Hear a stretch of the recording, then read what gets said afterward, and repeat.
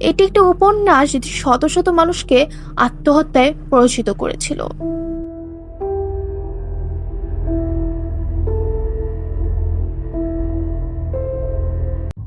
আচ্ছা, বই যে আমাদের জীবনকে আলোকিত করে, আমাদের পথ উজ্জ্বল করে, এটা কিন্তু কারোই অজানা নয়। কিন্তু সেই বই যদি কাল হয়ে দাঁড়ায়, যদি অন্ধকার ছেয়ে আনে জীবনে, আর সেই ঘন অন্ধকার যদি মৃত্যু পর্যন্ত ঠেলে নিয়ে যায় মানুষকে। আজকে আমরা জানবো এমনই দুটি বইয়ের কথা যেগুলো মানুষকে মৃত্যু পর্যন্ত ঠেলে নিয়ে গিয়েছিল। তো চলুন শুরু করা যাক আজকের দুটি সত্য ঘটনা। প্রথম বইয়ের নাম দ্য বুক অফ সয়গা। ঘটনাটি শুরু হয় 1552 সালের দিকে। এক ইংরেজ গণিতবিদ ও জ্যোতিষী ছিলেন, নাম জন ডি। তিনি ছিলেন রানী এলিজাবেথের উপদেষ্টা এবং একজন জ্ঞানী মানুষ। একদিন তিনি হাতে পান একটি প্রাচীন বই যার নাম ছিল সয়গা। এই বইয়ের প্রতিটি পাতায় ছিল জটিল সংখ্যার ছক, গাণিতিক বানান এবং এমন কিছু শব্দ যা কোনো পরিচিত ভাষার মতো নয়। জন ডি এই বই পড়তে গিয়ে অদ্ভুত এক আতঙ্ক অনুভব করেন। তিনি বোঝেন এই বই মানুষের লেখা নয়, অতিপ্রাকৃত কোনো শক্তির লেখা। ডি এই বইটির মানে বুঝতে না পেরে যোগাযোগ করেন অন্য জগতের আত্মাদের সাথে। কথা বলা হয় একজন মিডিয়াম এডওয়ার্ড কেলিয়ের সঙ্গে। তারা একসাথে আত্মার মাধ্যমে জানার চেষ্টা করেন এই বই আসলে কার লেখা। উত্তর আসে, এই বই লিখেছে একমাত্র স্বর্গচ্যুত এক ডেমন, আর এই বই শুধু একজন মানুষেরই পক্ষে বোঝা সম্ভব, আর সে হচ্ছে আদম, মানবজাতির প্রথম পুরুষ।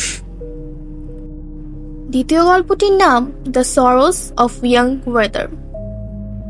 একটি সাধারণ প্রেমের উপন্যাস কিভাবে শত শত মানুষের মৃত্যুর কারণ হয়ে উঠতে পারে। একটি বই যেখানে একজন যুবক প্রেমে ব্যর্থ হয়ে নিজের জীবন শেষ করে, আর সেই গল্প পড়ে পড়ে সত্যিকারের মানুষেরও একই কাজ করে বসে।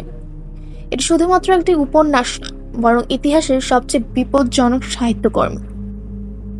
এটি একটি উপন্যাস যেটি শত শত মানুষকে আত্মহত্যায় প্ররোচিত করেছিল। ঘটনার শুরু 1774 সালে। জার্মানির বিখ্যাত কবি ও লেখক জোহান উলফগ্যাং ভন জিয়ত তার জীবনের প্রথম বড় উপন্যাসটি লেখেন এবং নাম দেন ডাই লেইডেন দেস জুঙ্গেন ওয়েদার্স, the sorrow of young Werther. গল্পটি ছিল এক তরুণ কবি ওয়েদারকে নিয়ে, যে এক তরুণীর প্রেমে পড়ে, কিন্তু সেই প্রেম পূর্ণতা পায় না। ওয়েদার দেখতে পায় তার ভালোবাসার মানুষটি অন্য একজনকে বিয়ে করেছে।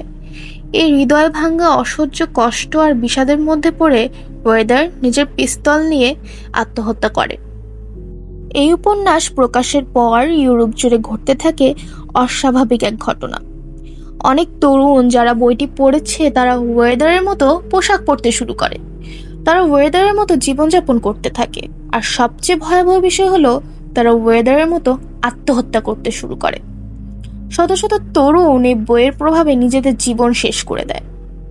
অনেকে আত্মহত্যা করার আগে বইয়ের শেষ পৃষ্ঠা খোলা রেখে যেত, কিংবা নিজের কাছে বই রেখে আত্মঘাতী হতো।